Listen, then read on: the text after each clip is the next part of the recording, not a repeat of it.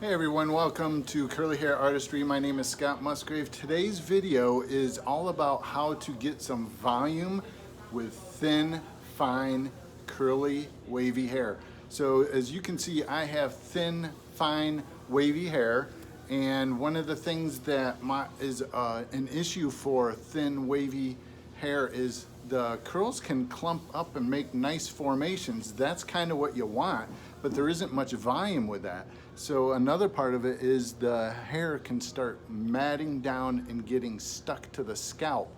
So those are some of the issues that we're going to be dealing with, and I'm going to share with you a few tools that help you to get some volume out of really thin, fine, naturally curly hair. So one of the things that you want to do with fine curly hair, I've got a couple things to show you, is you start out with a really good shampoo that's safe for curly hair, and I really like Inner Sense. They have a pure Harmony hair bath and Jessie Curls Gentle Lather. These are safe shampoos for hair, and what that does is expands the hair and gives it a little bit of volume. So in the curly community, there's a lot of people with thin, fine hair being told to co-wash their hair, where you take a conditioner and wash your scalp and hair with it. That's a co-wash, conditioner wash. And that is fine to do occasionally, but you should be doing a little bit more if you have low porosity, fine. If your hair is very shiny up here and very and flat to the scalp, you want to get a little bit of volume. So the first tip that I have for you is use a lathering agent based cleanser that's safe for naturally wavy and curly hair, and both of these products are highly recommended. So another thing that is really good for your hair is when you put conditioner in your hair. I got some notes here, so I'm using my note board. When you put conditioner in your hair, there's some people not even using conditioner, so that's an option for you to try. Another option for you to try is using less conditioner, leave a small amount. Some people leave conditioner in, some people leave conditioner out. If they shampoo their hair and scalp, they apply a little bit of conditioner. It's a light amount, so it doesn't feel like it's heavy. And if you rinse that out, your hair is somewhat hydrated. Now, a lot of people follow up with a leave-in conditioner.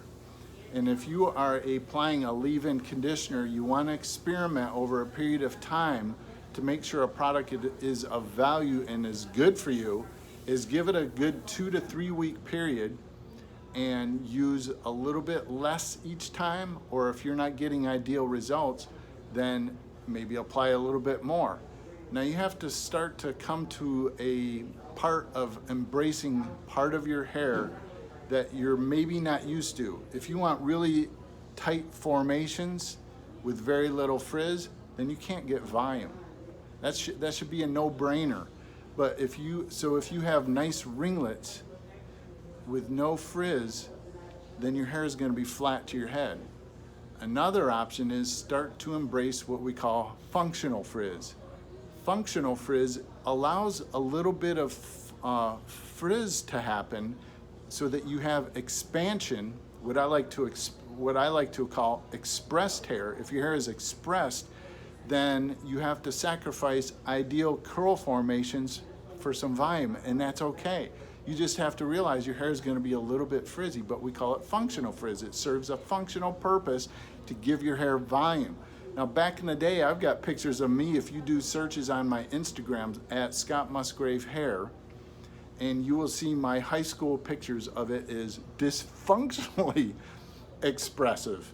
But that's the way it was back in the day. I used shampoo. I didn't even use shampoo. I worked out a lot, and I used body wash, and I used the body wash in my hair, and that was it. No conditioner, no styling products, and it looked great when it was wet. It had formations, but as it dried, it just got really big and puffy, like a 1960s time period of Woodstock with a lot of expressive frizz. It's not even curly hair. It was just frizz.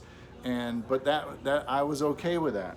So there's a part of embracing functional frizz to give your hair a little bit of volume. So learn to leave in very little to no conditioner. If you're applying a leave-in conditioner, try using less to very little amount. And then I want you to consider something that a lot of people do is they're applying styling products on very wet hair, damp hair, or dry hair. So you have to learn that it's okay to not put your styling products on really wet hair. You can put your styling products on damp hair and a little bit dry, or all the way dry. So that's covered in the MAP method. Cultivate Your Curls. I got a link down below that goes into explaining how to do a lot of this, because that can take up a lot of time with explaining it for each unique person. So this YouTube video is specifically geared for thin, fine, wavy hair, and I want to give you some value here that really leads the way to saying, if you want more information, just check the link below for Cultivate Your Curls with the MAP method, that I go into depth with how to do this. So learning to put styling products on maybe 50% damp hair. I don't want to say 50% wet hair. It's actually wet hair is reducing down to damp hair, to dry hair. So I want you to try putting it on 50% damp hair, as the products can melt into your hair a little bit, but it also has formed an expressive way that you just want to manipulate it a little bit to reduce some of the frizz to make it functional frizz. So I'm going to have the links to these products as well down below. That's my Amazon affiliate link page that you can support this channel. Let me show you a cool tool that I use for giving my hair a little bit of volume. And it's really simple. It's a chopstick. And back in the day, we used to have picks that would go like this, and you just learn to pick. So if you have a variety, a handful of these, you can actually go in there and lift the hair off your scalp. But this is a standard Chinese chopstick that's bought in an Asian store or on Amazon. And what you do is you go in right on the scalp and lift up off the scalp your hair, so that it's, and you can do this when you finish styling your hair, use a chopstick. Now I don't have a wooden one. These are all round tip. You don't want something that's wood because it can snag it. So this one's made out of aluminum, and I like the little swirl there. And on wet hair, damp hair, you can go in and lift the hair right off your scalp. That guy right there, you can bust it up and see, now I'm getting a little bit of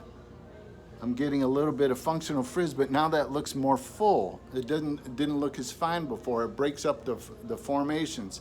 So some of these are knitting needles that people knit with, and they send them to me. So this is a gift from Alaska, and I'm really appreciative of this one. And I use this on a lot of people in a lot of different ways, but that's one tip that you can use. It's like a pick, but it's only got a one-prong pick, because back in the day there were picks that had multiple prongs, and if you have those, you can actually go in and use those like that as well. So that's kind of a fun tip. Now you can see I'm starting to get a little bit expressive, and I'm okay with that. Now if it started to get a little bit overly expressive, I could actually go in and apply a little bit of product to tighten up the ends, and that would make keep me with volume with tight end curls. So I like that option. Another option is, now these I promoted these years ago, and they sold out all over the place, and they're Conair Lift Me Up comb. It's a lift me up comb. Now they also have a version on Amazon. This is only like $3.50 US. This one is like $1.99, and it's a Chinese knockoff, a Chinese version of it. This says Conair, this one does not.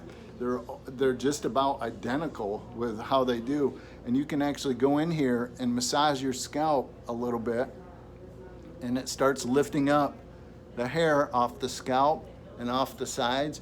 And everybody's got a little flat spot in the back. You can go in here and move that around, and you can start to see that it will lift it up so that it's not quite flat and falling apart and like a flat spot with a circle right there.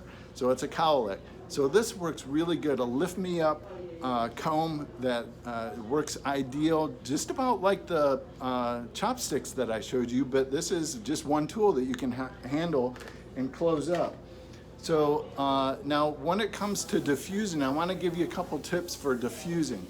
Diffusing hair, a lot of diffusers have these prongs, and if you go inside there and move it around a little bit, it can start creating a little bit of dysfunctional frizz, but some people find that using these is ideal, and I cover again in the MAP method how I diffuse hair a couple different ways, because most people avoid using a diffuser because they don't know how to properly use this. Now they also sell diffusers without these prongs on it, and you can use that as well. But some people gather the hair up and just gently move it around or lift up and hold it. You're not really supposed to move around a lot, but if you lift up and hold it and then release and then go over here and lift your hair up and move it around, lift up and diffuse. If you do that for a few minutes, that will get the hair off the scalp, give it a little bit of functional frizz, and it'll give your hair some volume. So again, I want to thank you for hanging in through me throughout the tutorial here that I'm giving you for thin, fine hair to give it a little bit of volume. Have fun exploring these options. Leave some questions and comments down below and I'll reply back to you. And make sure you subscribe to the channel and give the channel some love by supporting the Amazon affiliate pages. And look for the next tutorials and tips that Curly Hair Artistry, Scott Musgrave, will be sharing with you. You guys have a great day.